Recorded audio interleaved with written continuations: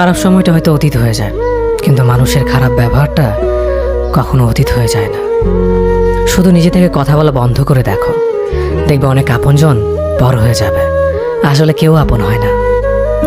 যারা তোমার ক্ষতি চায় তাদের আঘাত করবে না, তাদের সামনে একটু হাসি মুখে বাঁচবে। দেখবে তুমি আঘাত করলে যা কষ্ট পেত, ওরা তার থেকেও বেশি কষ্ট পাবে। যত মিশবে ততই মানুষ চিনবে, অভিনয় যে কত প্রকার হয় তা বুঝতে পারবে। সবাইকে তোমার সত্যতা জানানোর দরকার নেই, যে যা ভাবে তা নিয়ে সমালোচনা করতে দাও। বেঈমান মানুষগুলো কখনো অপরিচিত মানুষ হয় না, খুব কাছের মানুষগুলোই বেঈমান হয়। মানুষ চেনা শুরু করলে এমনিতেই বন্ধুর সংখ্যা কমে যাবে, এটাই বাস্তব।